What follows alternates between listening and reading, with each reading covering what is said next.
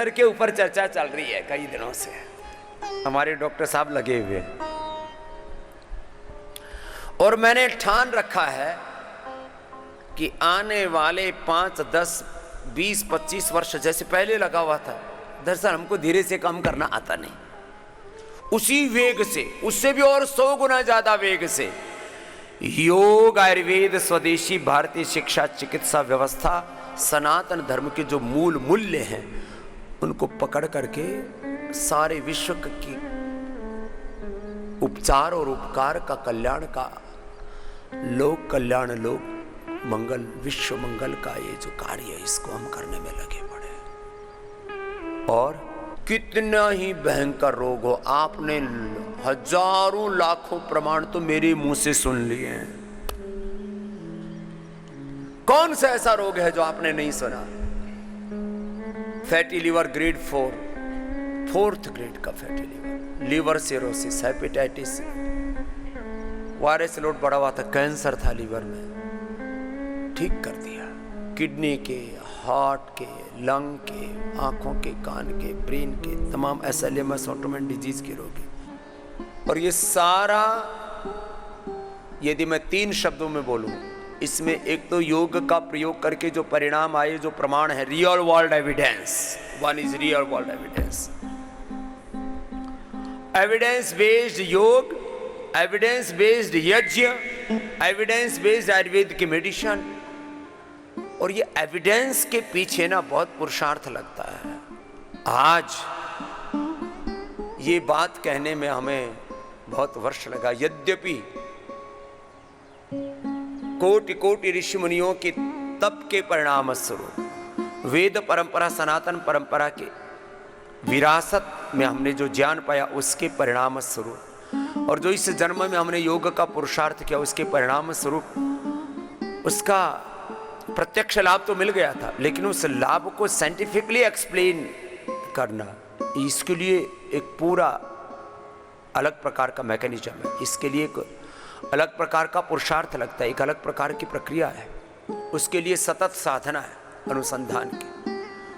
तो कैंसर, इसके ऊपर कई दिनों से हमारे डॉक्टर अनुराग वार्ष्णेय जी करे, माने कैंसर क्या है?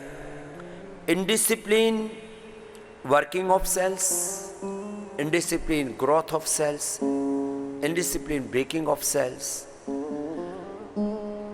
एक एक सेल में जो आत्मनिर्माण से लेकर के, आत्मनिर्माण, एक सेल अपने आप को तैयार करता है आपकी मदद करने के लिए, आपकी जीवन यात्रा को आगे बढ़ाने के लिए। आत्मनिर्माण, आत्मनिर्माण, आत्मविसर्जन, फिर उससे सृजन, एक जीवन चक्र है। वो प्रक्रिया बाधित हो गई तो कैंसर हो गया। उस जीवन यात्रा को, इस लाइफ साइकिल को एक रिदम के साथ, सम्यक प्रवाह के साथ आगे बढ़ाने का नाम योग है, आयुर्वेद है। और ये जीवन का सम्यक प्रवाह एक एक सेल, टिश्यू, ऑर्गन से लेकर के पूरे, मैं अभी थोड़ी देर पहले कह रहा था, एक एक सेल से लेकर के पूरे अस्तित्व में एक सकारात्मक ऊर्जा का अनंत प्रवाह आपके भीतर उमड़ता, और उससे आप अप्लावित होकर के ऐसे जीवन में आरोहण पाने लगते हैं। ये बहुत ऊंची विद्या है। अब इसके एक पहलू को कहने में आधा घंटा लग जाता है। तो आज अब आगे डॉक्टर अनुराग वार्ष्णेय जी, एक बार इनका प्रथम तो बहुत बहुत अभिनंदन है। ये भी 24 घंटा पुरुषार्थ करते हैं। मैंने जब रात को ये सो जाते हैं तब भी जो रिसर्च का प्रोसेस है वो चलता रहता है। सेल लाइन ट्रायल चल रहा हो या एनिमल ट्रायल चल रहा हो, 24 घंटे चलता है रिसर्च वाला काम। वो एक क्षण के लिए भी बाधित नहीं होता है। ऐसा बहुत बड़ा पुरुषार्थ पतंजलि रिसर्च फाउंडेशन में चल रहा है। उसके कुछ पहलुओं को आज आप तक संप्रेषित करने के लिए मैं इनको आमंत्रित करूं, और मैं अपना अनुलोम विलोम कर लेता हूं, आप भी कर लो। ओम स्वामी जी प्रणाम, आप सबको भी मेरा अभिवादन। तो आज स्वामी जी हम कैंसर के बारे में बात करेंगे, और पहले दिन हम बात किए थे लंग कैंसर के बारे में, उसके बाद बात कर रहे थे हम अलग टाइप के कैंसर के बारे में। आज स्वामी जी हम बात करेंगे कोलोरेक्टल कैंसर के बारे में। तो ब्लड कैंसर, लंग कैंसर की यात्रा अब आके कोलोरेक्टल कैंसर तक पहुंचती है। और थोड़ा वो समझेंगे कि ये कैंसर कैसे होता है, इसका डायग्नोसिस कैसे है, किस शरीर के किस हिस्से में है, और इसके फिनोटाइप्स कैसे हैं, और कैसे हम उस पर काम कर सकते हैं। तो समझिए कोलोरेक्टल कैंसर पे अभी हमारी टीम ने लगभग 1 महीने पहले से काम करना शुरू किया है। जैसे पिछली बार डिस्कस किए थे काकड़ा सिंगी के बारे में, जहाँ लंग कैंसर पे इसके बहुत अच्छे इम्पैक्ट दिख रहे थे, तो कुछ आचार्य ने कहा था कि हम इसे और कैंसर के मॉडल पे भी ट्राई करें। तो 2 नए मॉडल डेवलप किए, एक स्वामी जी कोलोरेक्टल कैंसर के बारे में था, और दूसरा स्वामी जी था ट्रिपल नेगेटिव ब्रेस्ट कैंसर के बारे में। कोलन स्वामी जी एक ट्यूब की तरह है जो हमारे डाइजेस्टिव सिस्टम का एक हिस्सा है, लगभग 5 से 6 फीट लंबा होता है, जो छोटी आंत को, स्मॉल इंटेस्टीन को रेक्टम से जोड़ता है, मलाशय से जोड़ता है, जहाँ फीसेस इकट्ठा होते हैं। तो कोलन और मलाशय, रेक्टम, दोनों को मिला के हम बड़ी आंत कहते हैं। तो जो हमारा खाना पच जाता है छोटी आंत में, वो बड़ी आंत की तरफ जाता है और पचता हुआ बाद में मलाशय से बाहर निकल जाता है। तो कोलन के एरिया में अगर कुछ कैंसर शुरू होता है तो समझो कोलन कैंसर हो जाता है, और जो रेक्टल एरिया में होता है वो रेक्टल कैंसर हो जाता है। और दोनों को ज्वाइंटली आजकल हम कोलोरेक्टल कैंसर करते हैं, जो टोटली बड़ी आंत का कैंसर है, कोलन से लेके रेक्टम तक कहीं भी हो सकता है।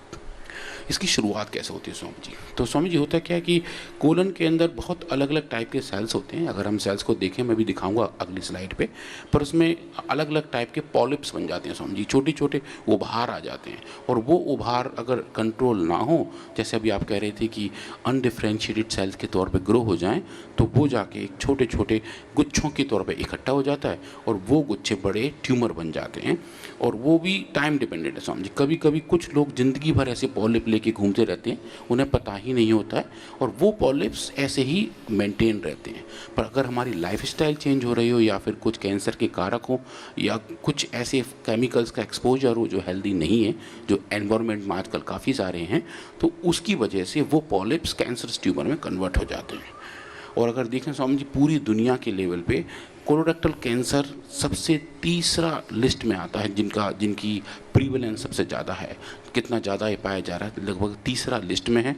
और लगभग 10% मामले कैंसर के कोलोरेक्टल कैंसर की वजह से होते हैं।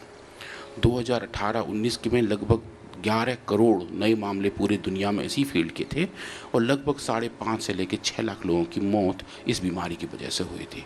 तो सीवियरिटी इसकी काफ़ी सारी है समझिए।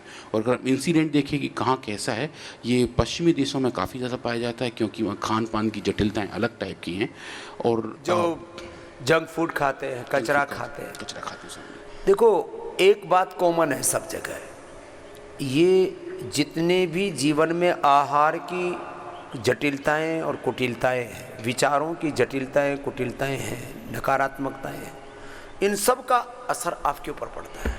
यद्यपि आपने के शरीर को परमात्मा ने अप्रतिम ऊर्जाओं से युक्त करके भेजा है, लेकिन हजारों लाखों बार जब आप एक गलत तरह के एक्सपोजर से गुजरते हैं ना, आप दिन में एक एक सेकंड में एक विचार चेतना से गुजरते हैं।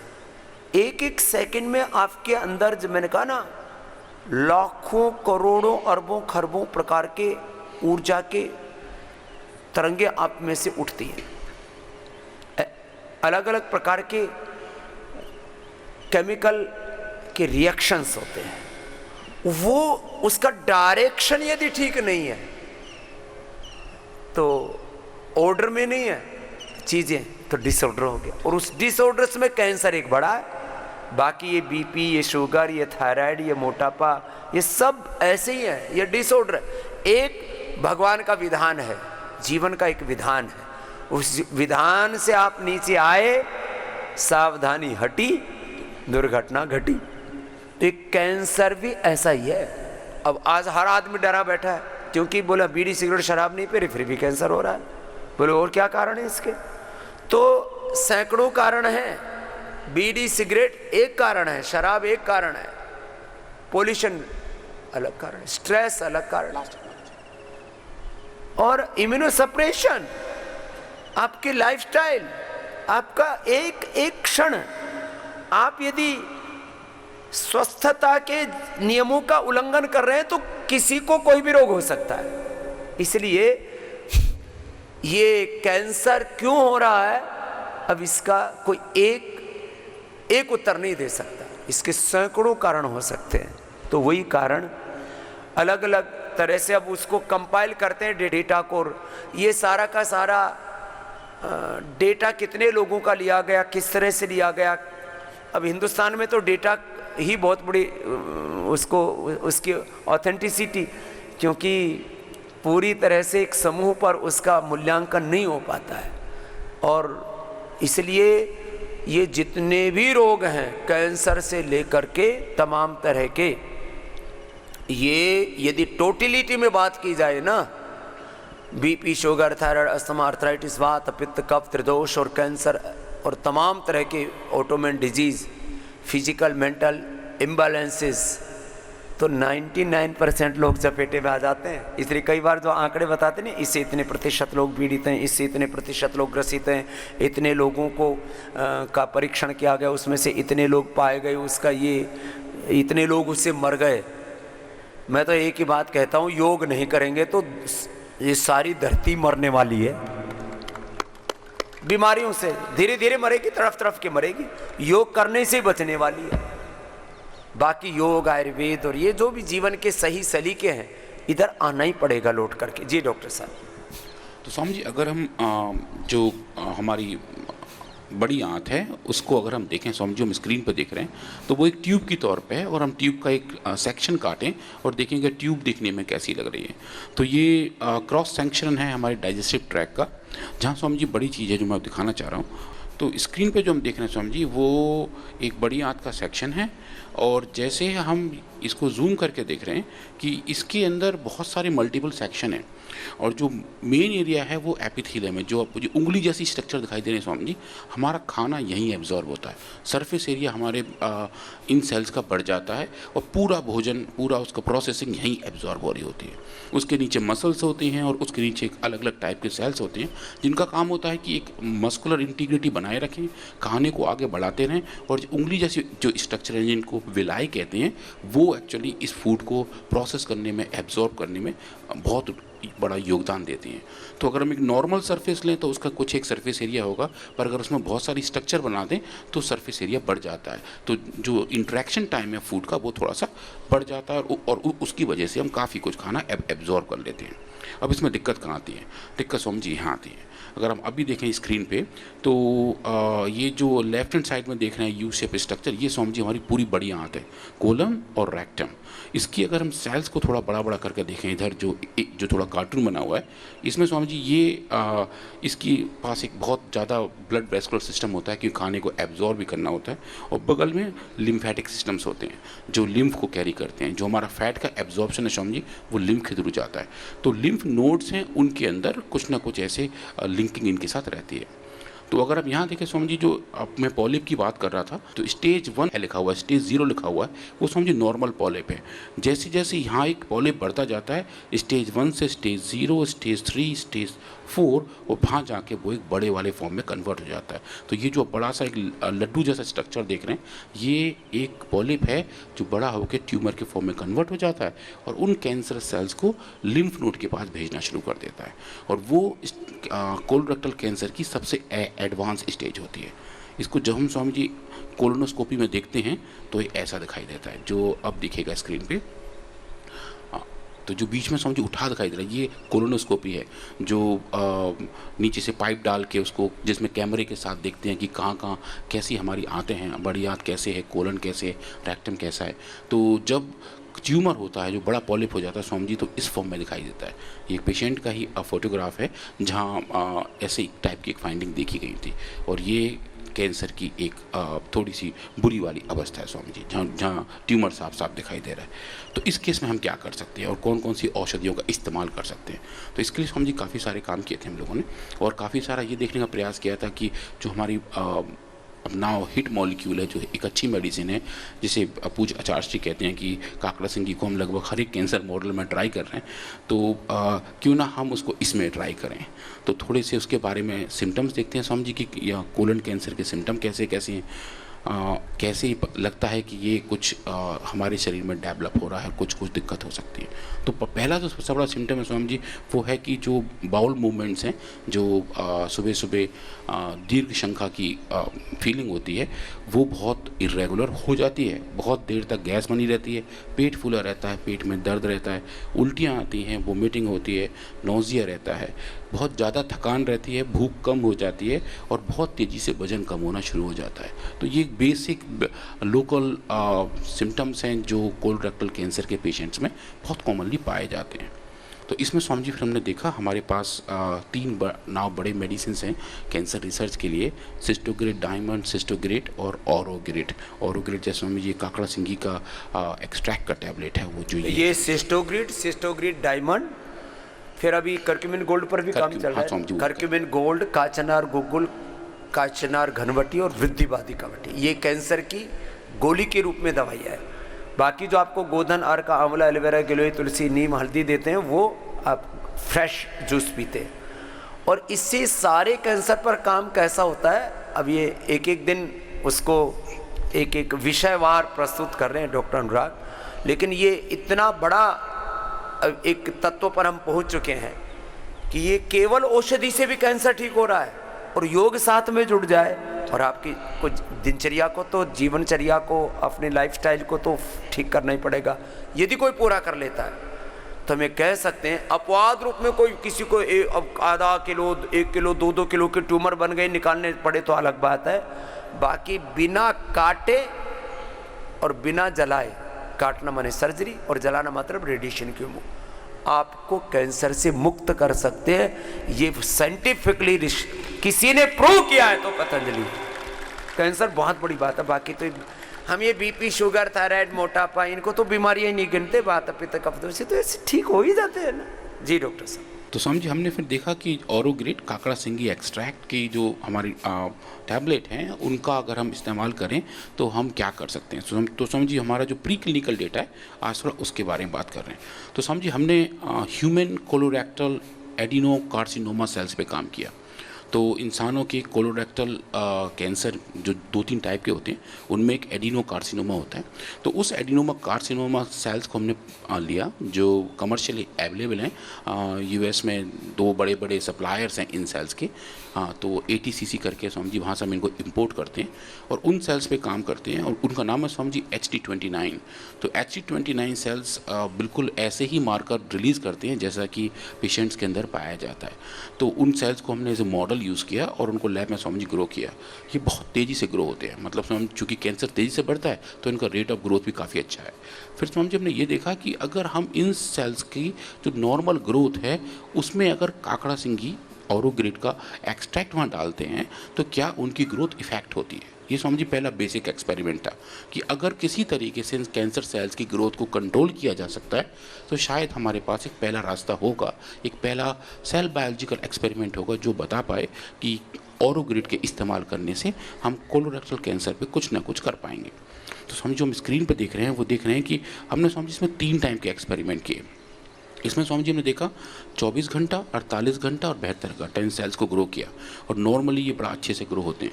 और जब इनको हमने अलग अलग कंसंट्रेशन ऑरोग्रेट का दिया तो स्वामी जी हमें क्या दिखा कि अलग अलग टाइम के साथ और अलग अलग कंसंट्रेशन के साथ ऑरोग्रेट ने इन कैंसर सेल्स की ग्रोथ को रोका, इन कैंसर सेल्स को मारना शुरू कर दिया। और वो स्वामी जी एक पहली फाइंडिंग थी जिसने ये इंडिकेट किया कि ऑरोग्रेट के इस्तेमाल से हम कोलोरेक्टल सेल्स को भी फॉलो अप कर सकते हैं, उनकी ग्रोथ को रिटार्ड कर सकते हैं, उनके प्रोसेस को मॉडिफाई कर सकते हैं। जैसे स्वामी जी हमने पहले देखा था लंग कैंसर के साथ, जब 2 दिन पहले बात किए थे, जहां हमने ह्यूमन लंग कैंसर के ऊपर बात कर रहे थे, A549 सेल्स के ऊपर बात कर रहे थे, उसका जैसा फाइंडिंग हमने Swami ji colorectal cancer cells में भी देखा। और ये फाइंडिंग काफ़ी स्ट्रॉन्ग थी और स्क्रीन पर आप देख पा रहे हैं कि जो सेल वायबिलिटी है, मतलब सेल्स की टोटल लाइफ है, वो वक्त के साथ साथ, टाइम के साथ साथ कम होती जा रही थी। और जैसे जैसे कंसंट्रेशन बढ़ा रहे थे, लगभग ये 100 माइक्रोग्राम पर मोलर तक स्वामी जी लगभग 20% सेल्स ही जिंदा बचे थे, 80% सेल्स स्वामी जी ऑरोग्रेट ने मार दिए थे। तो टाइम और डोज डिपेंडेंट तरीके से योग, टाइम एंड डोज डिपेंडेंट तरीके से आयुर्वेद की औषध, टाइम एंड डोज डिपेंडेंट तरीके से अलग अलग थेरापी जो आपको बताते हैं ना, उपवास करो, बस्ती लो, ये सारी चीज़ों का टाइम एंड डोज, ये बड़े शब्द हैं रिसर्च में। इसलिए टाइम, कितने समय तक कौन सा योगाभ्यास कर रहे हैं, डोज, फिर उसकी मात्रा भी हुई। टाइम एंड डोज दोनों चीज़ें, ये साइकिल चलता रहता है। जितने समय जो चीज़ चलती है, फिर उसका उतना ही जब उसका मूल्यांकन करते हैं तो वो चीज़ें रोगों को ख़त्म कर देती हैं। तो समझिए उसके बाद जो ये जो फाइंडिंग थी, ये थोड़ी सी ज़्यादा स्ट्रॉन्गर थी जो हमने लंग कैंसर में देखा। तो देन जो हमारी टीम है, जो इन विट्रो बायोलॉजी टीम है, जब टीम डिस्कशन हुआ तो लगा कि कहीं ऐसा तो नहीं है कि हमारे पास जो सेल्स हैं वो शायद अलग टाइप के हों, या बैच टू बैच वेरिएंस आता हो, या वो ग्रो करते करते शायद सेनेसेंस में ना चले गए हों। खुद तो उनमें कुछ ऐसी फाइंडिंग नहीं आ रही है, खुद तो नहीं मर रहे, खुद तो नहीं मर रहे। तो समझिए हमने फिर कहा कि ऐसा करते हैं, एक नया बैच मंगाते हैं। तो एक नया बैच हमने मंगाया यूएस से फिर, और देखा कि जो नए वाले सेल्स मंगाए थे क्या उसमें वैसी फाइंडिंग है नहीं है। तो समझिए 2 अलग अलग बैचेस पे ये वाला काम किया, और समझिए मुझे बताते हुए बड़ा अच्छा लग रहा है कि जो एक्सपेरिमेंटल डेटा हमारे पास फर्स्ट सेट में आया था, सेम टू सेम समझिए मैं दूसरे नए बैच में पाया।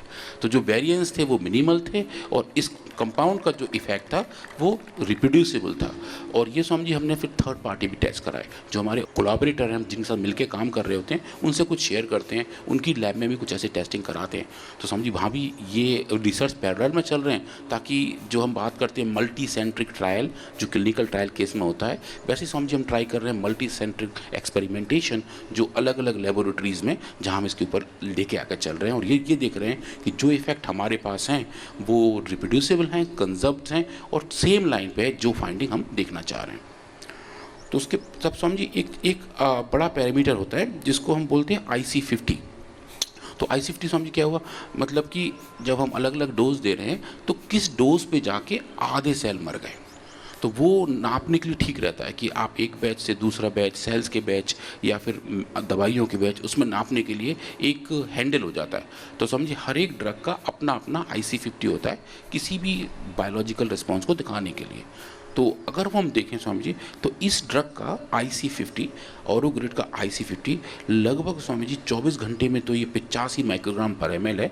पर जैसे जैसे हम टाइम बढ़ाते जाते हैं समझिए, ये IC50 कम होने लगता है, कि समझिए अगर सेल्स 72 घंटे ग्रो कर रहे हैं तो ये ड्रग कम कंसंट्रेशन पे भी इफेक्ट दिखाना शुरू कर देता है। तो लगभग 45 माइक्रोग्राम पर ml IC50 के साथ इस ड्रग की एक अच्छी एफिकेसी दिखी।